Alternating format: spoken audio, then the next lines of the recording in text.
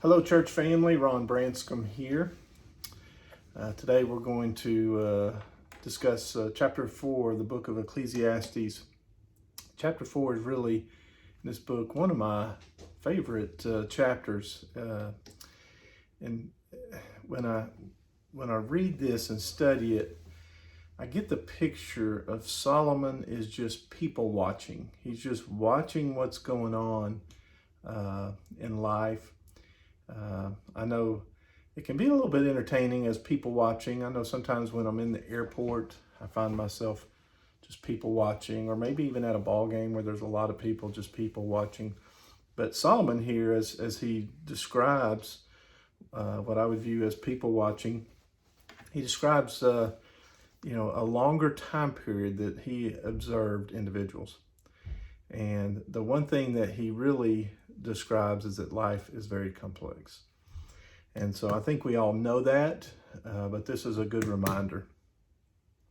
No matter where you look, you see trials and problems and people who could use some encouragement.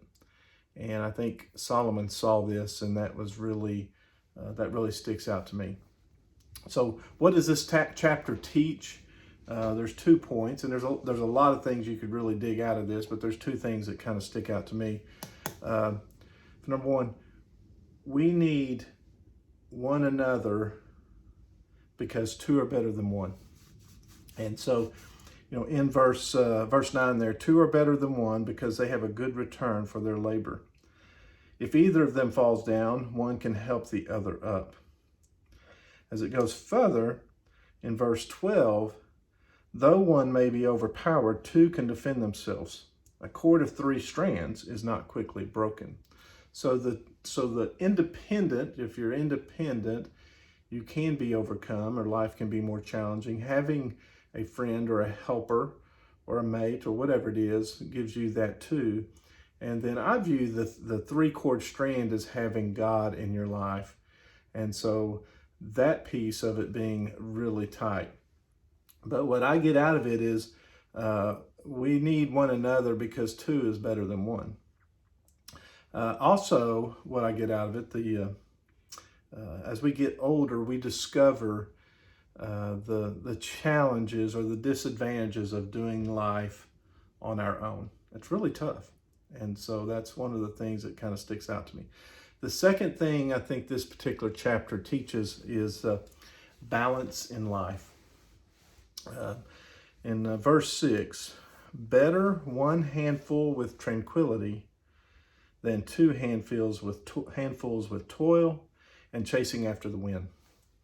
And so, that really kind of sticks out to me in regard to the balance and not just seeking and running after things and trying to get money. It's good to have things that money can buy, provided you don't lose the things that money can't buy. I hope that makes sense. And so what is it really costing you in terms of life to get those things that are important to you? When you're seeking after money to go get things. So how much of the permanent are you sacrificing to get your hands on the temporary? How many times have we chased after something just to fill a hole that is really never going to be filled? And sometimes goods and things like that, toys, winds up being the thing.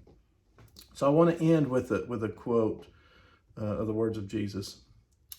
For what shall it profit a man if he shall gain the whole world and lose his own soul? Or what shall a man give in exchange for his soul? That comes out of the book of Mark, chapter 8, verses 36 through 37. And so the balance of life, not chasing and reaching after things, is another point I think that this chapter sticks out. I hope you enjoy our study as we go through the book of Ecclesiastes. Solomon's got some great wisdom items here. Go people watch. Take care, and Lord willing, we'll see you Sunday. Bye.